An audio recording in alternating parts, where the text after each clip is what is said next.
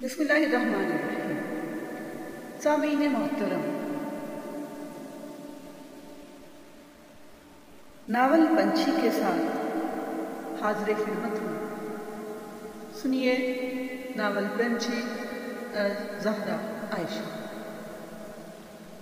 جی تو سامعین، ہم بات کر رہے تھے، میں آپ کو بتا رہی تھی کہ شاریہ کو ایک پہاڑ نظر آیا۔ اس کے بعد آگے شروع کرتے ہیں۔ شاریہ کو ایک پہاڑ نظر آیا مگر وہ مسکرا دی۔ میں اکیڈمی تباہ کر کے ہی رہوں گا۔ وہ سمجھ گیا کہ شاریہ اسے چکر دے کر ویران پہاڑوں میں لے آئی۔ اس نے اب شاریہ سے زبردستی ہینڈل مڑوا دیا۔ شاریہ نے سیکنڈ کے 1000ویں حصے میں فیصلہ کرتے ہوئے اپنے خواب کی تعبیر کو پا لیا، یعنی اس نے پوری قوت سے جہاز کا ہینڈل اوپر کھینچا اور اس کے ساتھ ہی جہاز اپنی پوری قوت سے نیچے کی طرف گامزن تھا۔ بیاضت کے دماغ کے آخری کونے میں بھی یہ نہ تھا شاید کہ شاریہ خاتون، جس کو اس نے اپنا ہدف صرف اور صرف اس لیے بنایا تھا کہ وہ ہی اپنے پوری ٹریننگ میں کافی بیوقوف ثابت ہوئی تھی، مگر بیاضت اگر بھولا تھا تو وہ یہ کہ وہ بہادر بھی تھی، مگر اب دیر ہو چکی۔ سر، آفیسر شاریہ کا جہاز پھر سے شو ہو رہا ہے، مگر اب شہر سے نکل چکا ہے اور بارڈر کے قریب پہاڑوں کی طرف تیزی سے بڑھ رہا ہے۔ کنٹرول روم نے تازہ ترین معلومات کمانڈر تک پہنچا دی۔ اب شاریہ کے جہاز کو ہائی جیک ہوئے پورے 20 منٹ ہو چکے تھے اور تمام کی تمام اتھارٹی سمجھ چکی تھی کہ پھر سے بہادر شاریہ خاتون نے اس دشمن کے ناپاک ارادوں کو مٹی میں ہی نہیں ملایا بلکہ اسے اس جہنم بھی رسید کر دیا ہے، یہاں تک کہ اس کے تمام مقاصد اپنے آفیسرز تک بھی پہنچا دیا۔ صدیق، وہ دیکھو، جہاز کتنے تیزی سے نیچے آ رہا ہے۔ اختر نے صدیق کا ہاتھ پکڑ لیا تھا اور وہ دونوں تیزی سے گاؤں کی طرف بھاگ رہے تھے۔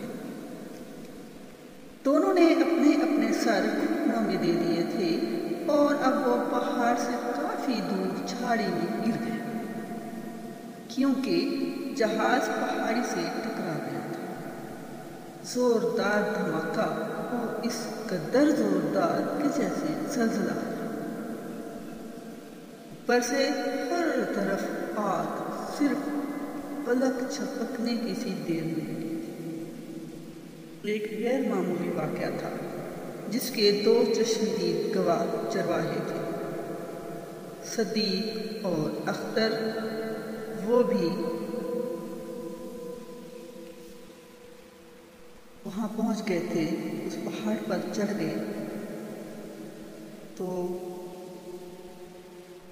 اگر وہ بھی اس پہاڑ پر چڑھ چکے ہوتے تو وہ بھی اس آگ میں ڈھونڈ رہے ہوتے۔ تم ٹھیک ہو؟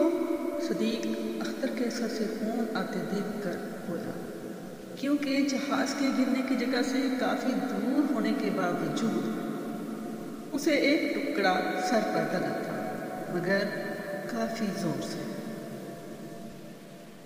چلو، میں بکریوں کو گھیر لیتا ہوں، پھر گھر چلتے ہیں۔ ان کی بکریاں مکمل طور پر بچ چکی تھیں۔ وہ میٹرک کے طالب علم تھے، جانے اب ان کی راتوں کی نیند کی ملکہ ان کو سونے بھی دے گی یا ان کے میٹھے میٹھے سپنے چھین کر خوف اور ڈر دے دے گی؟ کیونکہ وہ میٹرک کے طالب علم ضرور تھے مگر بچے تھے۔ ہاں، بچے ہی تو تھے، کسی کے بچے جو معصوم خواب بننا سیکھ رہے تھے۔ اللہ اس واقعے کا چشمدید گواہ ہونے کی صورت میں شاید انہیں شاریہ کی تھوڑی سی بہادری دے دے۔ ہاں شاید، مگر ان کے احساسات وہی جان سکتے ہیں جس نے خود آگ کے دریا اور دھماکوں کی گونجیں سنی ہوں گی۔ ہاں، مگر وہ بچے تھے، صرف بچے، یاد رکھنا وہ بچے تھے جو وہاں اکیلے تھے، بالکل اکیلے، مگر وہ سنبھل بھی جائیں گے جلد انشاءاللہ، کیونکہ وہ لڑکے بھی تو تھے، مگر پھر یاد کہ وہ بچے تھے۔ پوری اکیڈمی اور ہیڈ کوارٹر والے جان چکے تھے کہ شاریہ کو کس طرح کے حالات سے دو چار ہونا پڑے گا۔ صرف سکندر مرزا کو ہی معلوم تھا اس کا فیصلہ حتمی ہوگا۔ اختر کی مرہم پٹی کر دی گئی تھی، باقی گاؤں والوں نے بھی جہاز کو پہاڑ سے ٹکراتے دیکھا تھا، مگر جس قدر نزدیک سے صدیق اور اختر نے یہ دیکھا تھا وہ تو اس وقت اور کوئی نہ دیکھ سکا تھا شاید۔ ان چرواہوں کے گھر والے ان کے زندہ آنے پر خوش تھے۔ اب تو مزید 4-5 طیارے آ کر بھی واپس جا چکے تھے، مگر آدھے گھنٹے کے اندر ہی ہیلی کاپٹر اور بہت سے لوگ گاڑیوں میں آ رہے تھے۔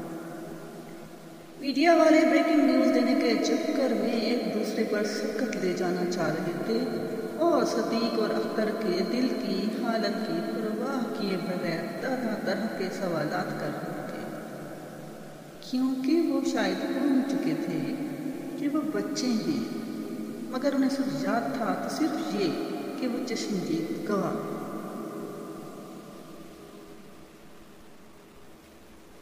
کوئی بچہ کیسے بیان کر سکتا ہے کہ بار بار قیامت کا ذکر اپنے ہوناٹیوں سمیت ان کی آنکھوں کا چین چرا لیتا ہے، راتوں کی نیند اڑا دیتا ہے۔ ارے ایمن، تم کب آئی؟ سلام کرتے ہوئے اجلال نے۔ کیوں، تمہیں کوئی اعتراض ہے؟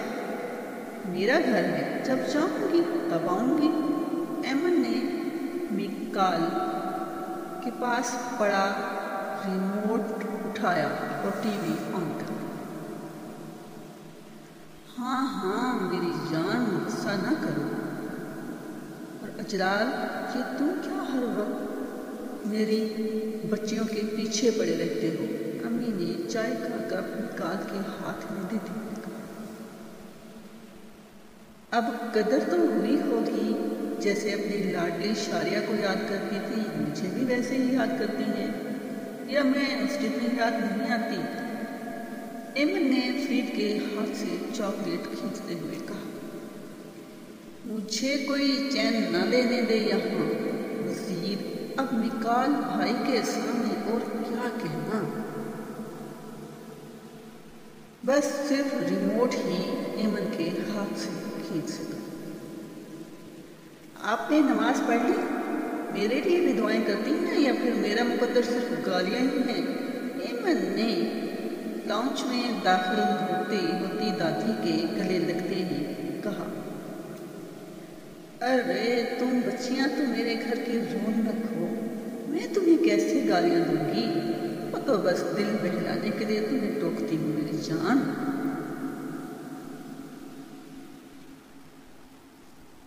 جانے کیوں آج شاریہ کی بہت کمی محسوس ہو رہی ہے۔ امی کا دل بے چین تھا، یا آخر چین کھو کر اب مزید کے لیے تیاری کر رہا تھا۔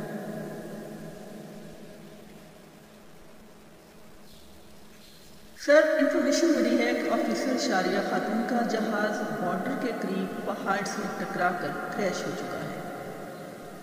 ہماری امدادی ٹیمیں اور ہیلی کاپٹر روانہ ہو چکی ہیں۔ یہ خبر سر سکندر مرزا کو لا کر رکھ، کیونکہ وہ ابھی شاریہ کا ہی انتظار کر رہے تھے، جس نے آج فلائی کی واپسی پر ان سے اپنا پہلا گولے داغنے کا ایکسپیکٹیشن ڈسکس کرنا تھا۔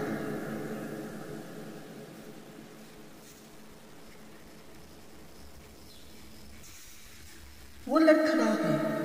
اب ان کے ذہن میں شاریہ کی ایک فلم چل رہی تھی اور اس کا ایک جملہ ان کے ذہن میں بار بار گونج رہا تھا، جو اس نے اپنے بازو والے واقعے کے بعد ٹریننگ کرتے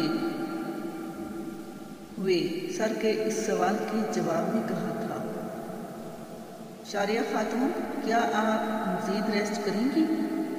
کیونکہ ابھی تو آپ کے بازو کا درد کم نہ ہوا ہوگا۔ سر نے اس کی پیلی رنگت دیکھ کر کہا تھا: سر، یہ میدان کا درد ہے، میدان میں ہی جائے گا۔ شاریہ کا حوصلہ اس وقت بھی بہت بلند تھا۔ واقعی وہ شہزادی اس وقت میدان کی کھلاڑی تھی، اور میدان کا مسئلہ اس نے میدان میں حل کیا تھا۔ اب وہ خلا کی کھلاڑی تھی، اور خلا کا مسئلہ اس نے خلاؤں میں ہی حل کر لیا تھا۔ Breaking news: officer fighter pilot Shariya خاتون، جو کہ تربیتی طیارہ اڑا رہی تھی، بارڈر کے قریب پہاڑ سے جہاز ٹکرا گیا ہے۔ طیارہ حادثے کی وجوہات سامنے نہیں آ سکی۔ فرید والیوم بند کر کے ٹی وی دیکھ رہا تھا۔ اس خبر سے جو ابھی ٹی وی اسکرین کی پٹی پر چلی تھی، اس کا ماتھا پسینے سے مکمل طور پر بھیگ چکا تھا۔ وہ چینل بدل رہا تھا۔ اب اس نے آواز بھی کھول دی تھی۔ شاریہ کی تصویر ٹی وی اسکرین پر چمکا رہی تھی۔ وردی نے ملبوس شاریہ کو پہچان گیا تھا۔ بریکنگ نیوز: پاکستان کی ایک اور بہادر بیٹی نے اپنی جان وطن پر نثار کر دی۔ فائٹر پائلٹ شاریہ خاتون کا جہاز بارڈر کے قریب پہاڑی پر کریش ہوا تھا۔ شہید کا تعلق اسلام آباد کے نواحی علاقے سے بتایا جا رہا ہے۔ نیوز اینکر چلا چلا کر خبر پڑھ رہی تھی۔ یہ خبر تھی یا پہاڑ جو سب گھر والوں پر آ گرا؟ اجلال نے فوراً بڑھ کر امی کو تھاما اور مکال نے دادی کو، دونوں ہی گر رہی تھی۔ امی کا تو عجیب حال تھا، بس مسلسل یہی کہہ رہی تھی: نہیں نہیں، ایسا نہیں ہو سکتا، ہائے میری بچی۔ دادی کا تو مانو سانس ہی نہیں آ رہا۔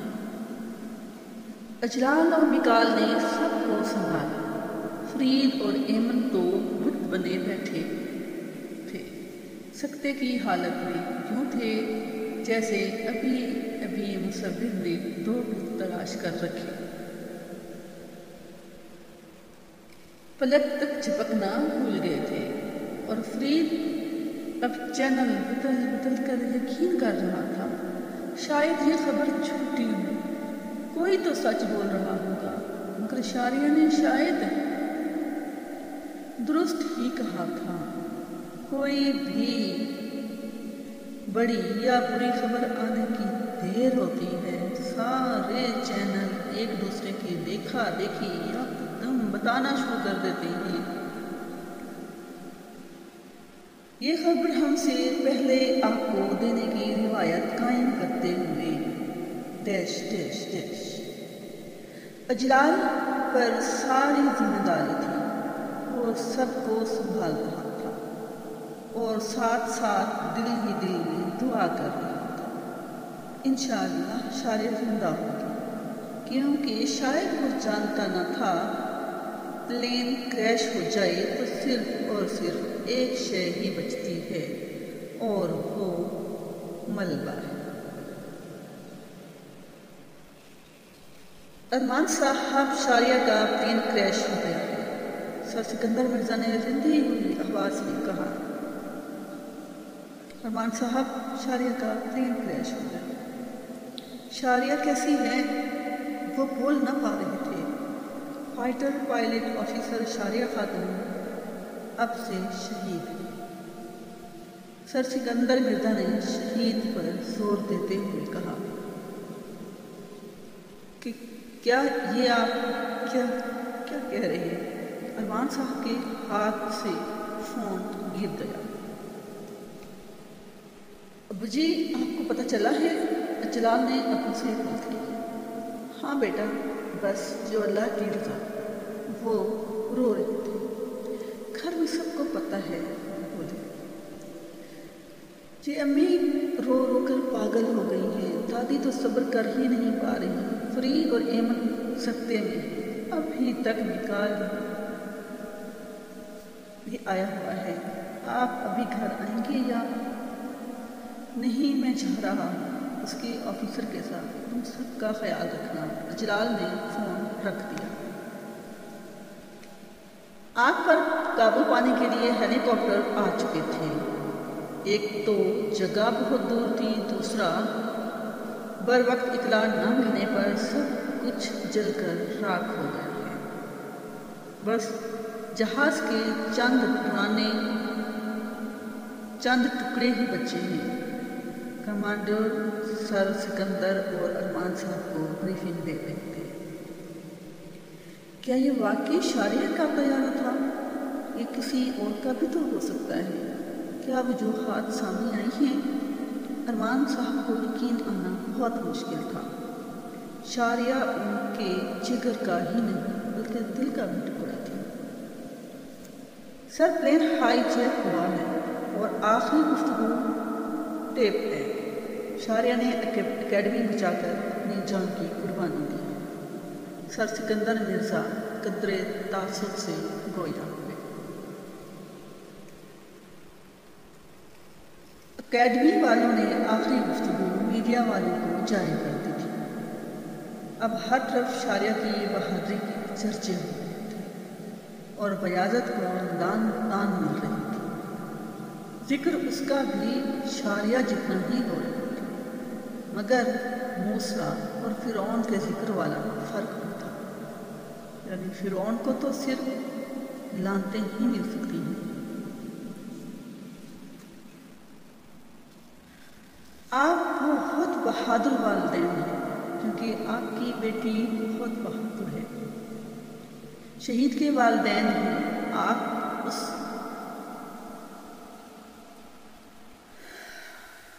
اس نے آپ کو تو تکلیف دی، مگر اس قوم پر بہت بڑا احسان کر گئی، اور اس کا قرض کس قدر بھاری اور بڑا ہے۔ ارمان صاحب ایک فوجی ہونے کی حیثیت سے آپ بہتر سمجھ سکتے ہیں۔ سر سکندر مرزا اپنی بیوی کے ساتھ تعزیت کے لیے آئے تھے۔ پورا خاندان آیا ہوا تھا، بلکہ لوگ آ جا رہے تھے۔ ہر کوئی شہید کی بہادری پر، خود کو اس کے ساتھ رشتہ داری ہونے پر نازاں تھا۔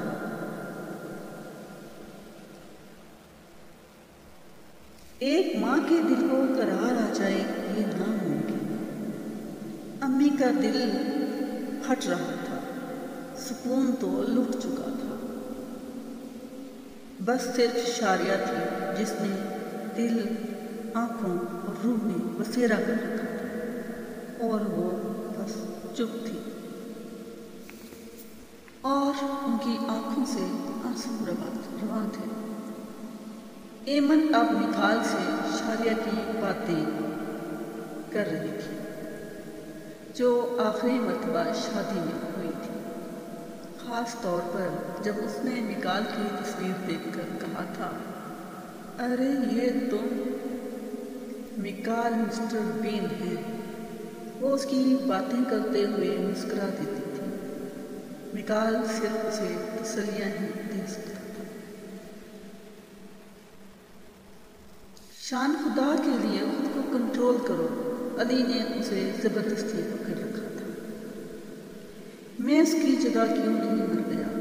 یہ سب میری ہی غلطی ہے۔ میں نے جب اس بیازت کو دیکھا تھا تو مجھے اس کی معلومات حاصل کرنا چاہیے تھی۔ میں اس کی حفاظت نہ کر سکا۔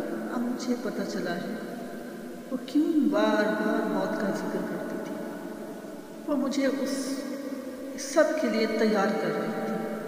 بس میں ہی بیوقوف تھا۔ میں کیوں زندہ ہوں؟ اور اب پھر زور زور سے اپنا سر دیوار سے ٹکرا رہا تھا۔ سونل اور علی اپنا اپنا غم بھول کر صرف اور صرف شان کو کنٹرول کر رہے تھے۔ سونل، یہ تو دیوانہ وار سر ٹکرا رہا ہے، یہ شاریہ ہمارے ساتھ کیا کر رہی ہے؟ علی نے سونل سے کہا۔ اس کو نیند کی گولیاں دے دو، کچھ وقت سکون کر لے، ورنہ تو پاگل ہو جائے گا۔ سونل کا صبر دیدنی تھا۔ آج اصغر کی آنکھیں سرخ تھیں۔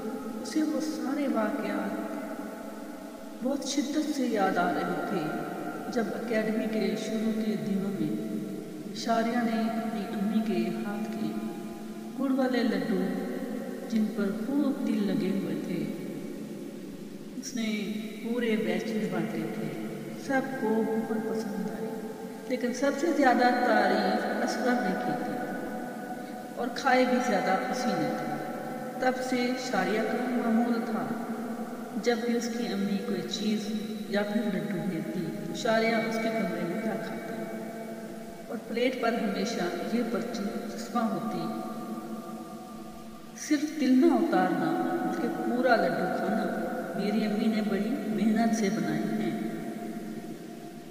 From princess Shariya to mister کھڑوس اصغر۔